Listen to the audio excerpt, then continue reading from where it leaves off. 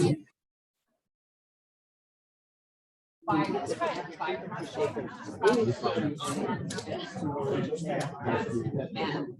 went into one store where I didn't know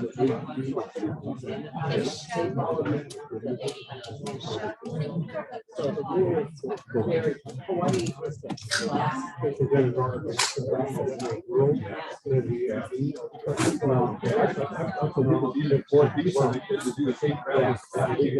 I mean, there were actually several screen for information. First information when you fly, why you're there.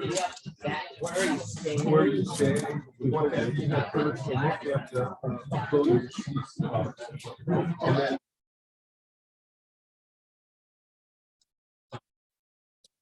What's that? You're sorry, honey. No, you're good. There's a sticker. When anybody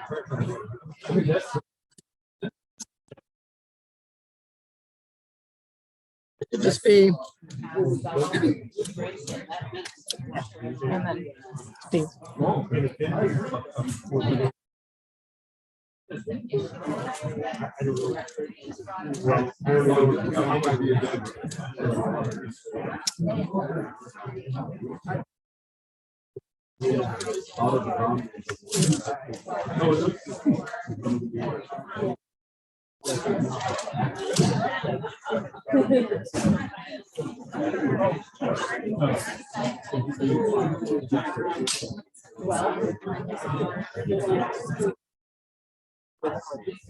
but actually, if you find a demo of the medication, kept them available, the medication available, if you want to take the medication.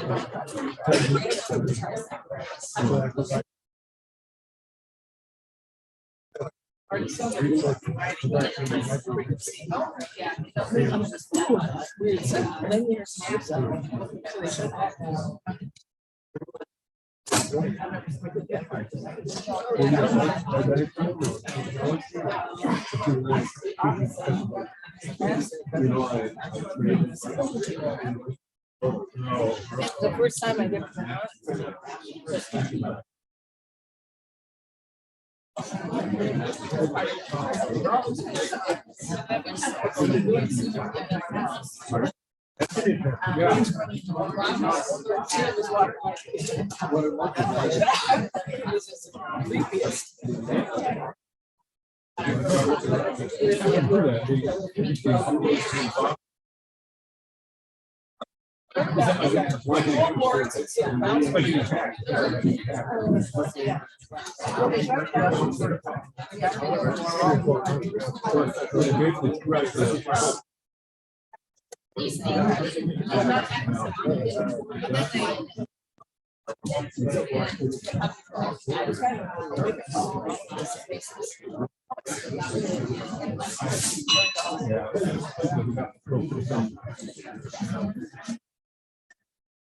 Welcome to the March 14th Rotary Club events.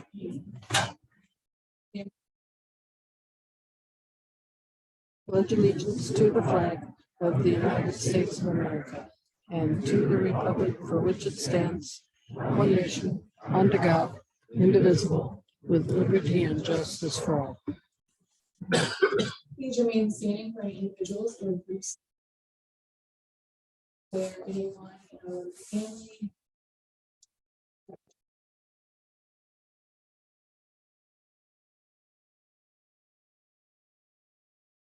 We'll just go ahead and keep the Ukraine family and Ukraine community and family.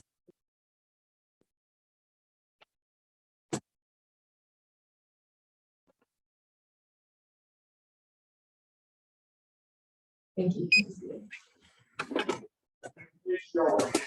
We do have 44, I would say, graduates who either were born in Ukraine or who currently reside in Ukraine. Wow.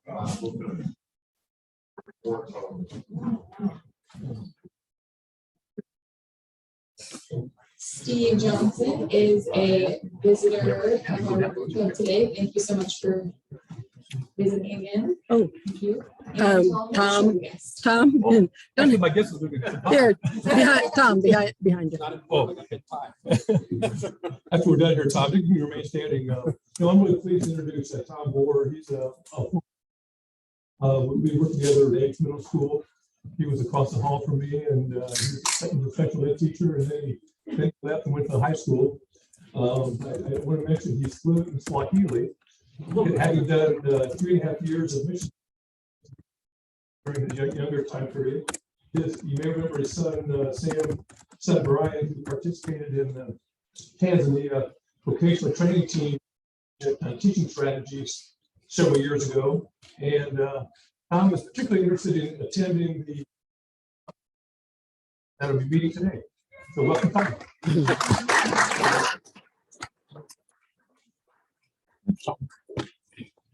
Now you can go. Now, John will sing our welcome song and be by Louis. So by singing the welcome song, Louis, take it. Welcome to you from me.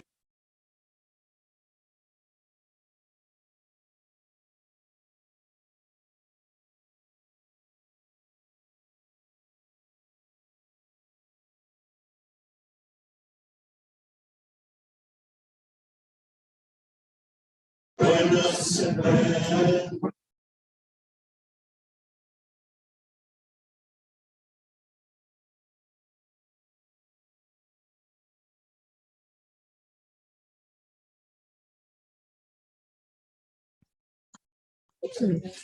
Invite Deb up to introduce our speaker.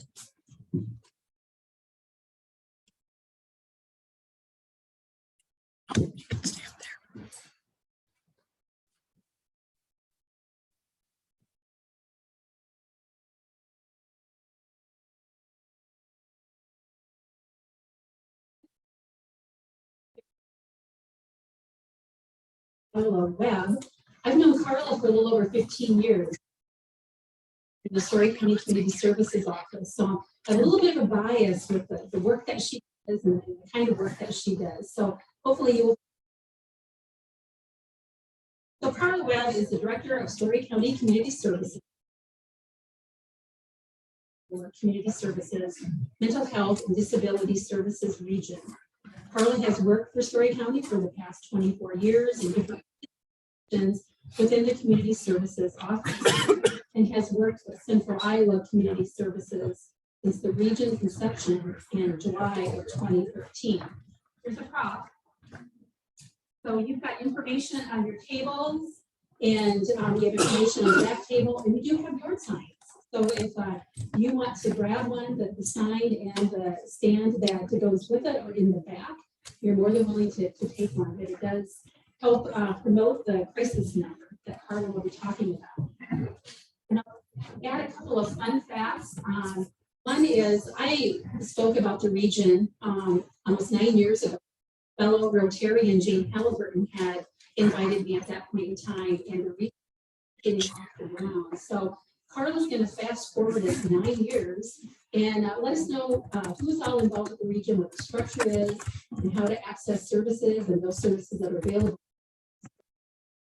So without further ado, I'm going to turn it over to Karla.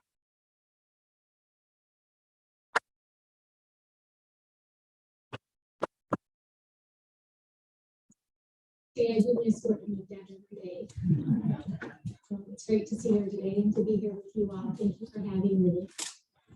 So today I intend to share information with you about CICS and some of the services that are available and how to access those services.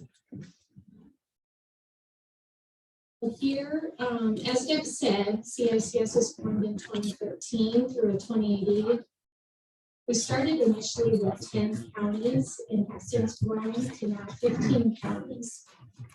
Counties were required to form into regions by July of 2014, so our group was there were certain measures and things that, and today, as of right now, there are 14 mental health and disability services regions in Iowa. Unmedicated mental health and disability service funding is under the control of MHDS regions. Much of what we do is prescribed by Iowa code. We develop services and provide funding for services for adults with brain health needs, intellectual and development, for children with children's behavioral health needs.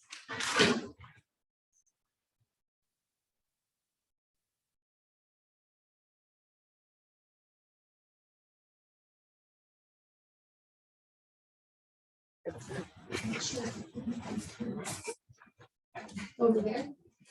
Yeah. So this slide here shows you the counties that make up CICS right now, kind of in the central part of the state, and we do a little bit north as well.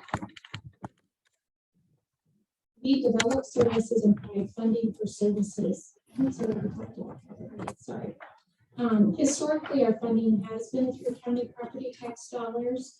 The last legislative session, Senate 619 was approved, which moves us.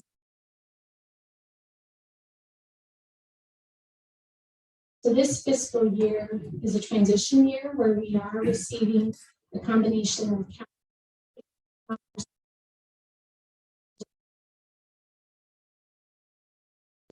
So here is a map of the 14 regions in Iowa.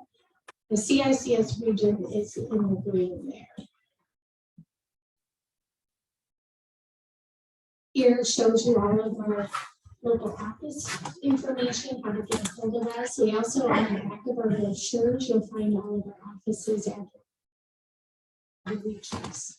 We have a 20-member governing board, supervisor from each member county, and 2 adult advisory committee members.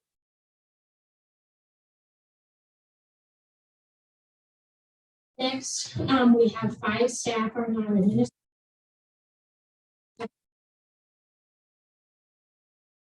I'm the operations officer, so my role and all of our state reports. We then have service coordination staff and administrators available for each county. In Story County, we have 3 full-time service coordinators, 2 that work with individuals in the community, and 1 works justice involved services and is located out of the Story County Jail. So here is information on funding eligibility.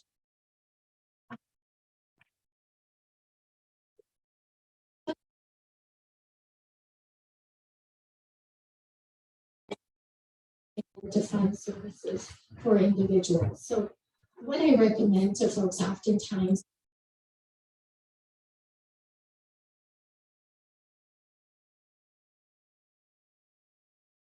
the eligibility criteria for funding.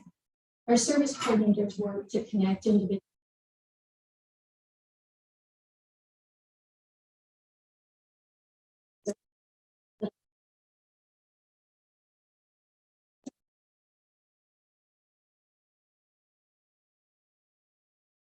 for individuals with mental health, intellectual developmental disability.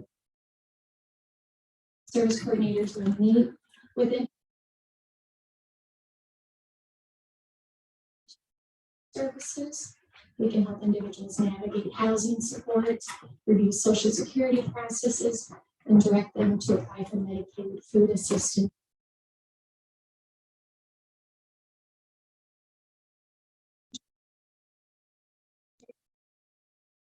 Again, what I would just encourage is that you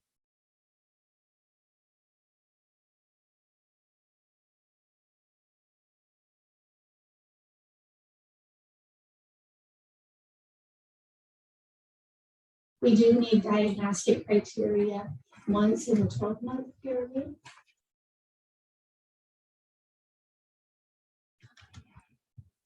This is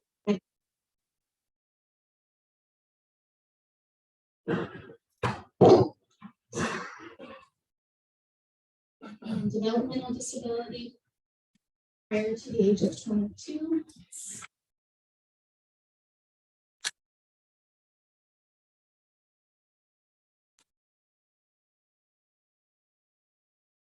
We also have to look at household guidelines as well. So for adults, we look at the adult as a single, if they are married, we look at the spouse's income as well. We take into account the number of people in the household also as we look at services funded by CICS. We kind of group these into three categories: crisis emergency services, urgent and routine ongoing services.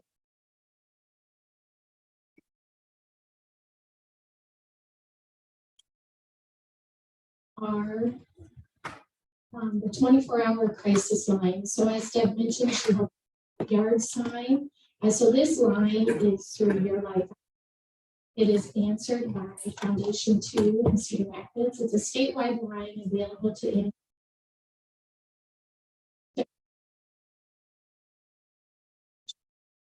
Foundation 2 will counsel the individual on the line. They can dispatch mobile crisis response services or contact emergency responders if the person is in imminent danger.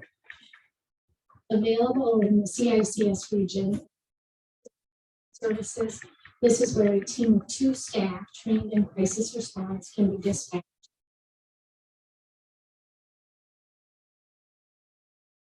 This service is provided by Ireland Bound Community Services. The staff are to be on scene within 1 hour. That's important just to know that they do have that little bit of time for them to arrive on scene. They will counsel the individual on site, wherever the person is at, or develop a plan for safety with that person. They can transport if it's determined that somebody services, they can transport individuals to. They can go wherever. Grocery store, about the only place I think that they're not in.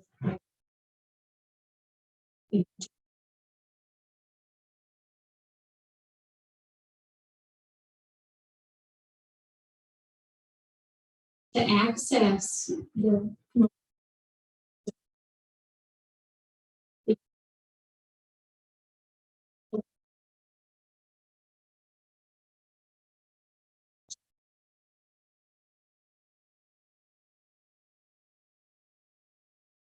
and that there's somebody on the scene that is willing to accept and to work with an over crisis. And maybe the individual that's having the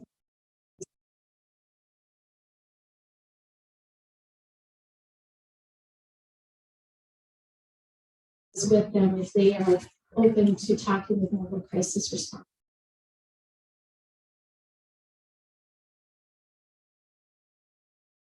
They also then, after the service is rendered, they provide for up to 30 days. So they move to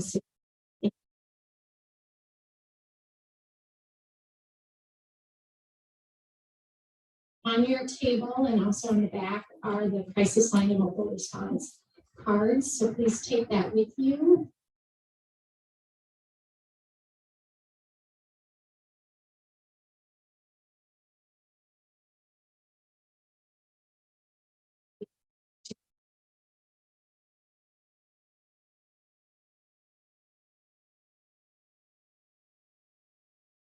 Some additional services for someone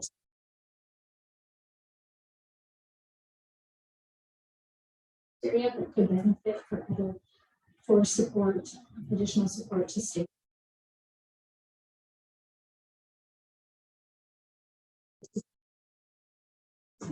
This is a service for up to 5 days.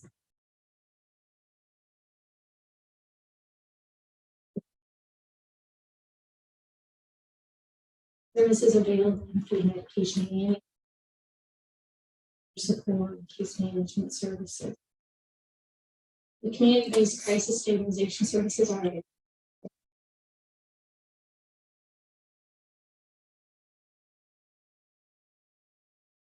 if an individual could benefit from being at a residential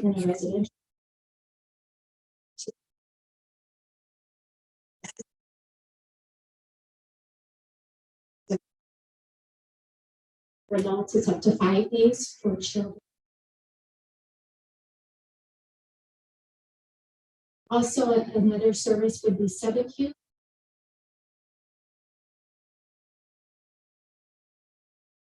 From the hospital. This service just started last August, I believe.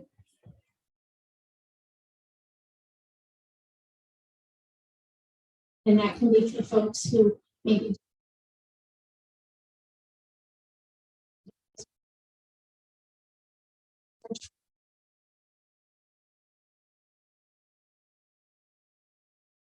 we also then have memorandums of understandings in place for veterans.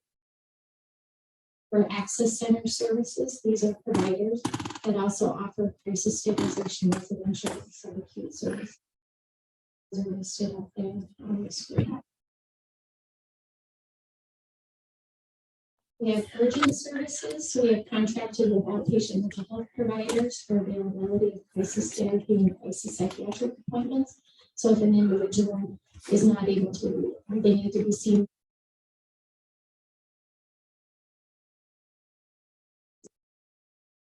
Crisis psychiatric appointment.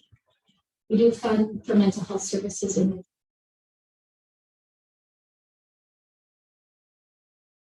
are justice involved in need assistance and connect.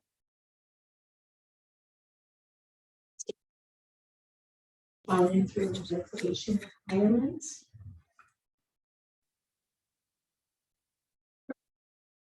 Services, we see these as outpatient services, such as for mental funding for routine and ongoing services generally higher than the individual needs are eligible.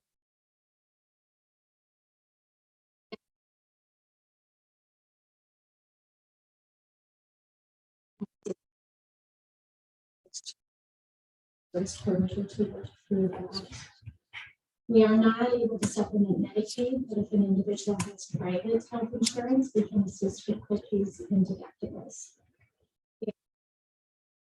So an individual would need to receive our service coordinators again in our offices.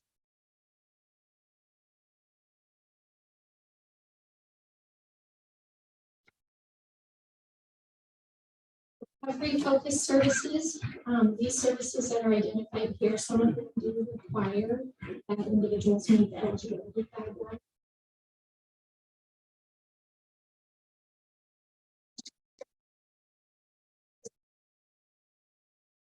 Office Divisional Service Coordination, and that is available to anyone that CICS, regardless of their age or resources. There's then integrated health program care coordinators, and we oftentimes for individuals to, we call it IHH. If they have Medicaid and they have a mental illness or have a children's behavioral health diagnosis, we will refer to the local IHH. Also, there's a Medicaid funded case management service for folks who maybe have an intellectual. We will refer out. If a person has Medicaid, we do our best to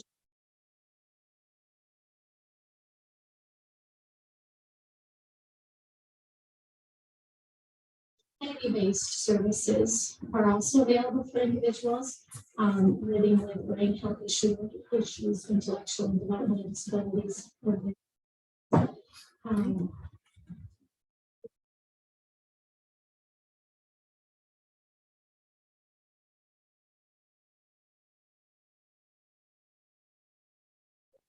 Community-based services is supporting community living service that will provide support to an individual where they're living. So we contract with providers who will go in and offer services. It could be with helping with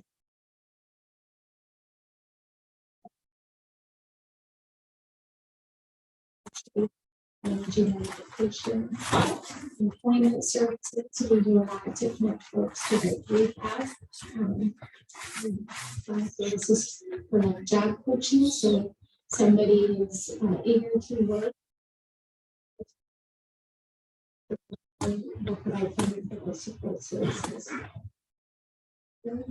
Drop-in centers is another service that we do.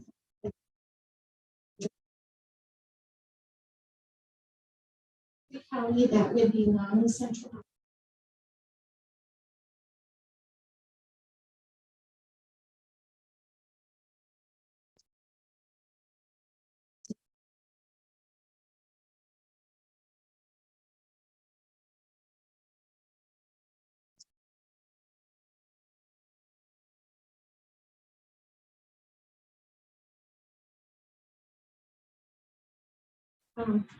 Funders who pay for the service.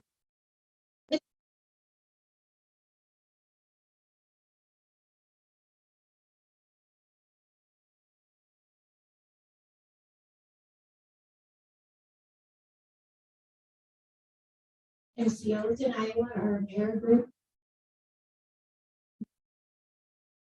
Regions do try to work closely with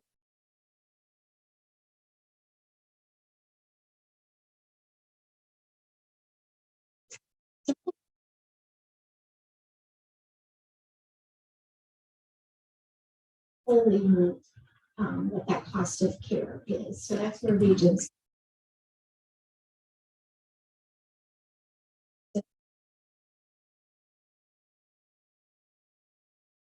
their insurances can do it.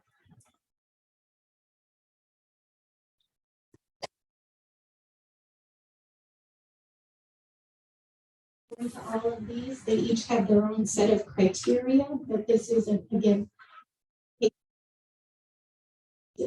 So the local service coordinator can help identify if an individual could be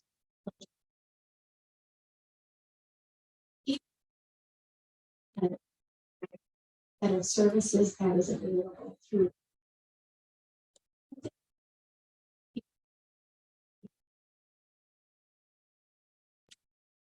I mentioned earlier vocational rehabilitation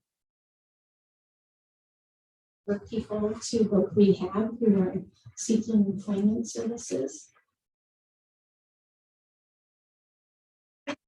A couple of years ago, the state took on an initiative to add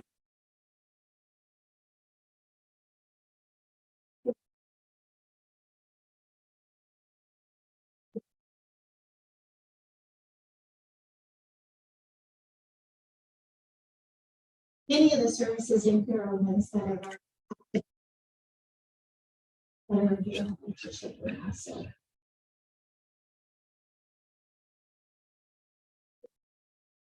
eligibility information for the children.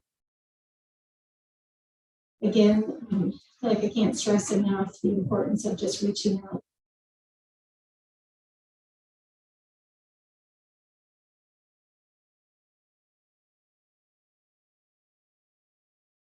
Many of our services, like the crisis services,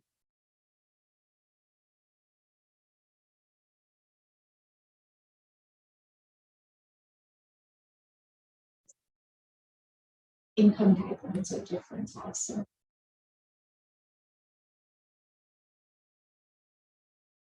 As I mentioned, on our website, we do have a directory for the providers that we contract. Also have a children's and an adult.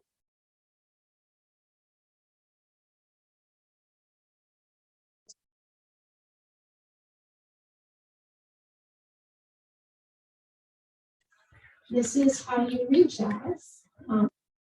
Is on the brochures. Kathy Johnson and Nikki Sprecher, they both.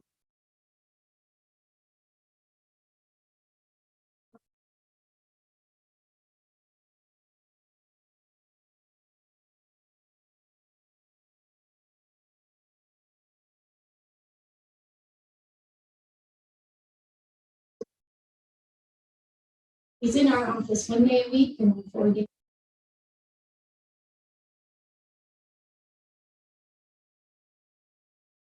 As well as he works with them.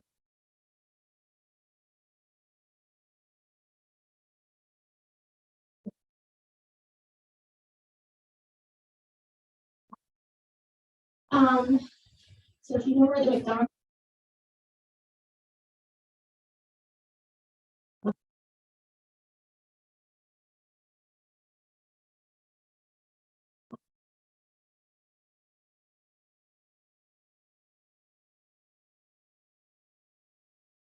So you guys have questions? Yes.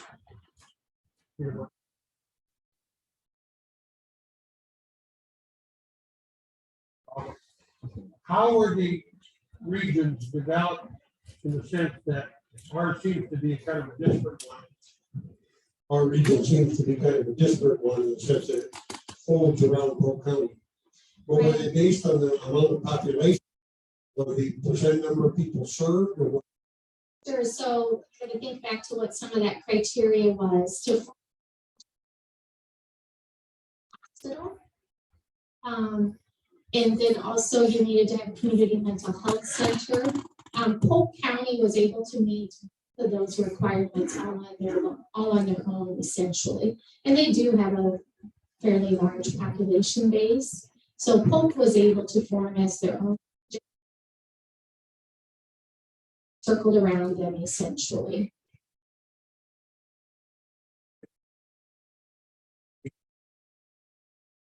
Service to people. You bet. So we've got our 3 service coordinators, and then we have an administrative assistant, and then myself. We have a service coordination staff in each office. Some of our smaller counties, though, they may not be in that office 5 days a week. They may travel to that office a couple of days a week.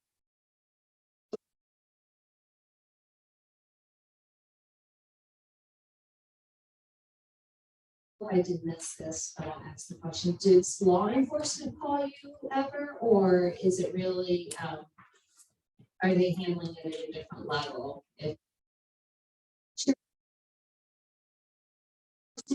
Julie Saxton is a mental health advocate with the SPD. We do work with her. She'll refer folks to us.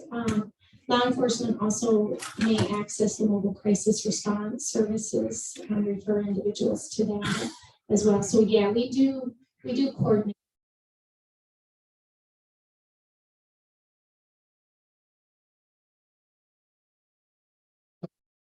I was wondering, referring to the crisis hotline, is that rural counselors, or just curious if you could talk more about that?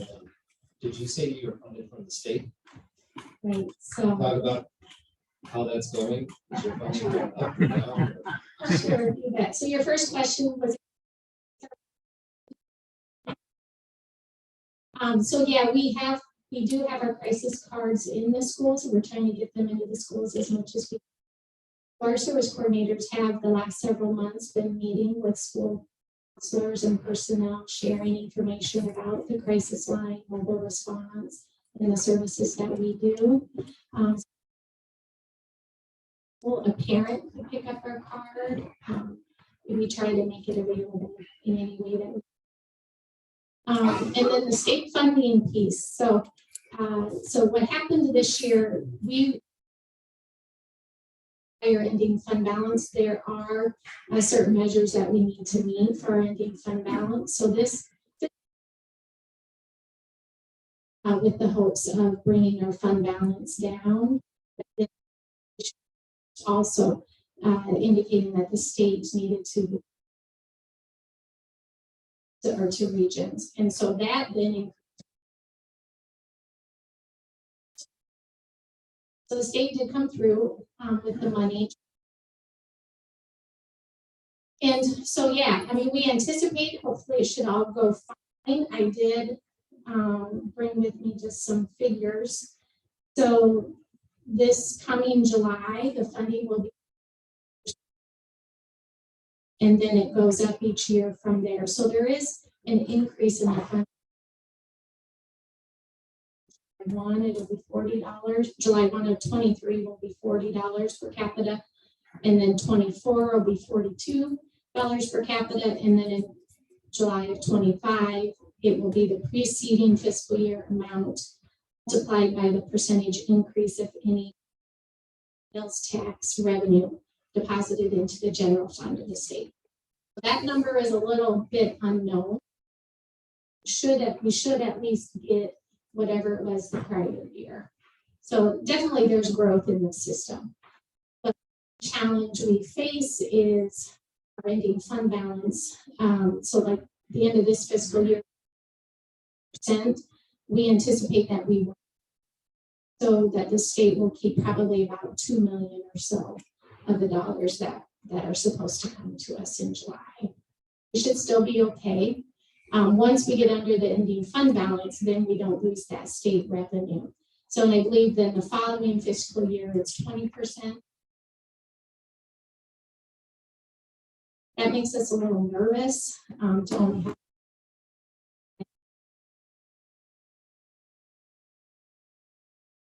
We are working with legislators. It's looking for their support to get that up to at least 10%.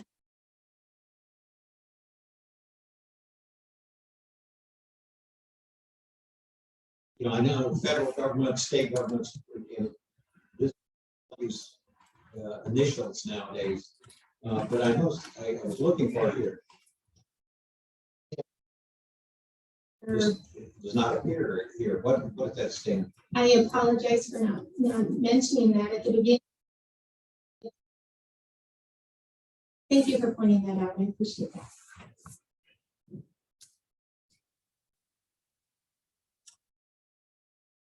Capacity you have versus the demand.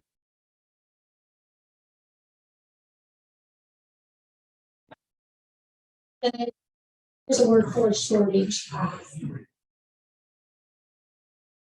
The question was regarding the capacity we have versus demand for services. So there is a workforce shortage that's hitting NHDS providers like anybody else. I do know that there's a waiting list for outpatient services. I was visiting with one of our service coordinators today who's been meeting with the schools, and schools do have therapy services coming into the school. It's limited maybe to a couple. They're experiencing waiting lists too. So the time an individual gets all the paperwork done for those services in the school setting. There's a challenge with that, definitely. Karla, this is more of a conversation or a statement than a question, but followed up with a question. But in our 2020 community needs assessment, mental health was the #1 issue that needs to be addressed. I know that the mayor and the city council did put out funding mental health first aid, and there's Mary Greeley Medical Center is also doing some of that as well. Is the region providing that service? And for those of you, the mental health first aid is really just an introduction to what you might see if somebody's presenting with a mental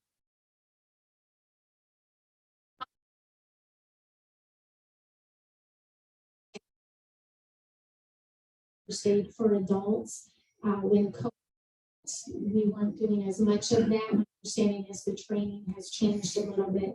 If there's an online training, we don't have the staff capacity ourselves to do the mental health first aid training, but we do work with other agencies that offer it, like Ireland Ball Community Mental Health Services has staff as well, where they're able to offer that. So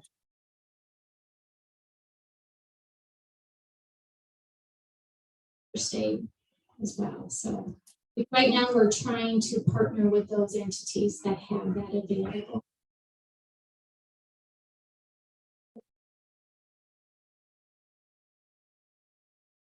We paid for that staff member to get.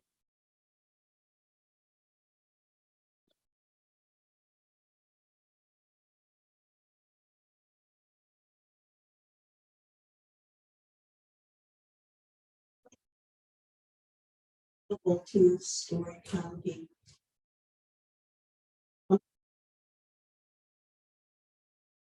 Sure. So CICS has been operating since 2013. Prior to that, it was a county managed system. So I believe it was early.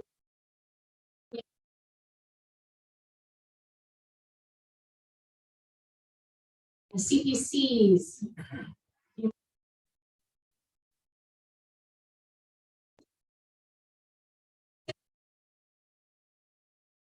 CPCs in each office that manage the funding for individuals who are accessing mental health services. We also had case management services up until about 2016. So we did that. Folks who maybe had a brain injury, a mental illness.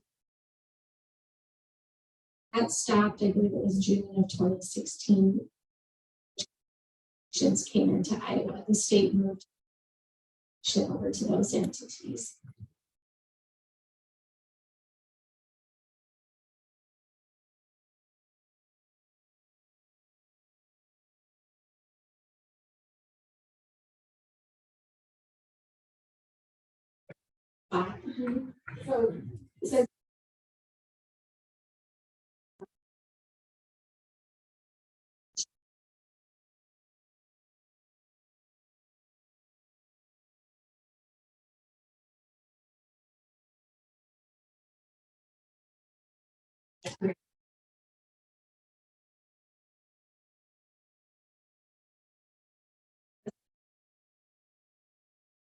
So in the early 90s through the middle of the 2000s, case management was closed out because of the creation of managed care organizations. So counties had the programs before the managed care organizations stepped in. And I think that the beauty of having it done locally with county staff was we really knew the clients, we knew the families, we knew the providers. There was that whole recognition of a kind of a local system.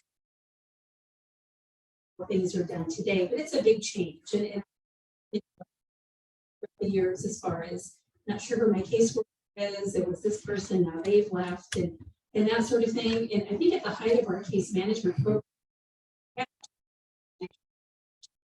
caseload of 30 to 35 clients each. So it was one of the larger programs. Fortunately, those individuals were able to move on and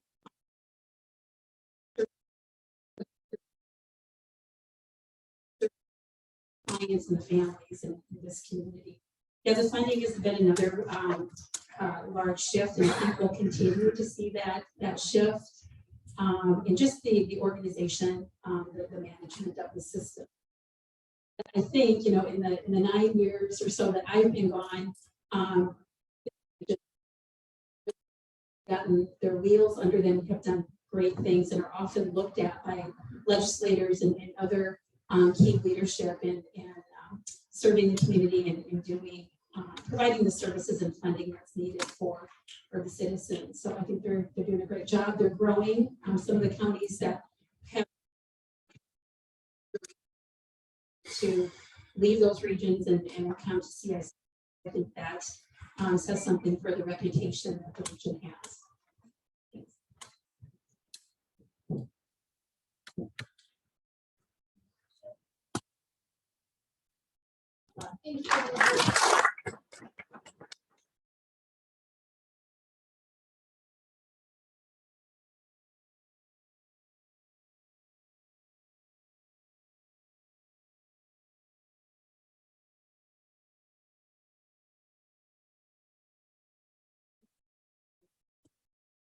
use Raising Readers. We actually need sponsor of Raising Readers, so this will be given at a 2-year-old at the row that you check. So before you leave, go ahead and autograph the bottom.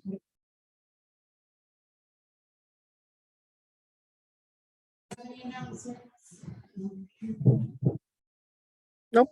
Nope, no announcements. So please stand for the 4-way test.